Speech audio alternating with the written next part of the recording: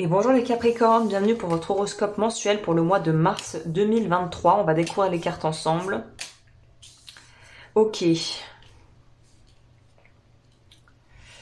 Il y a une idée d'avoir envie de se plaire et de plaire, mais de se plaire avant tout. Donc j'ai l'impression que la séduction est mise au premier plan.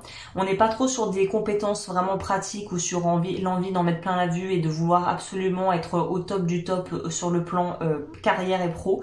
Mais là c'est plutôt vouloir peut-être reséduire son partenaire, vouloir trouver quelqu'un. Vraiment il y a cette notion de vouloir se montrer sous son meilleur jour, de se sentir beau ou belle. Et c'est très physique, et ce qui ne veut pas dire superficiel. Parce que c'est un besoin qui pour moi il semble légitime de déjà se plaire quand on se regarde dans la glace.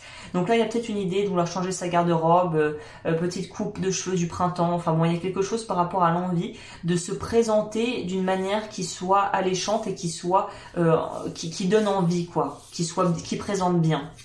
Peut-être qu'il y a vous allez avoir des entretiens d'embauche où vous avez envie vraiment de vous montrer et que on vous prenne au sérieux. On a l'empereur, vous voyez vraiment quelque chose comme ça. On a l'empereur, la mort et la reine de denier. Alors sachant que l'empereur et la reine de denier pour moi c'est vraiment ça, c'est le self-care, c'est prendre soin de soi, c'est être aux commandes de sa vie, c'est se gérer, c'est savoir en fait aussi se prendre en charge totalement sans avoir besoin d'un appui extérieur. Je vais complémenter la mort parce que c'est assez énigmatique là je trouve dans ce tirage, c'est un complément qui est assez détonnant, dirons-nous.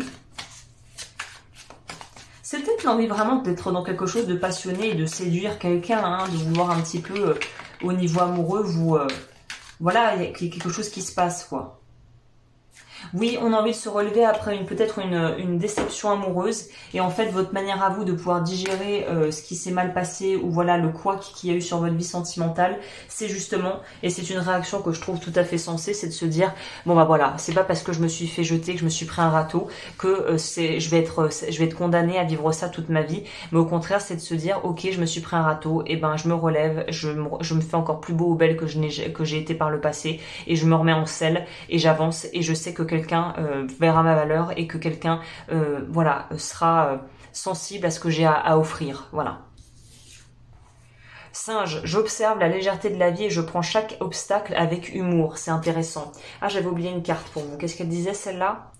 Voilà, le Knight of Swords, le cavalier d'épée, ça veut dire que vous êtes prêt, à repartir à l'aventure et c'est pas parce qu'il y a eu une défaite que vous allez rester sur votre défaite. Au contraire, ça va peut-être vous donner encore plus la niaque d'aller de l'avant, de kiffer, de profiter de la vie et de finalement reconnaître votre valeur et vous rendre compte qu'elle ne dépend pas du regard extérieur. Donc c'est un très beau tirage. Voilà les Capricornes, écoutez, j'en ai fini pour cet horoscope. Pour la partie sentimentale, vous pouvez me retrouver sur Patreon. Le lien sera juste en dessous dans la barre d'infos. Et je vous dis à la semaine prochaine pour les horoscopes de la semaine.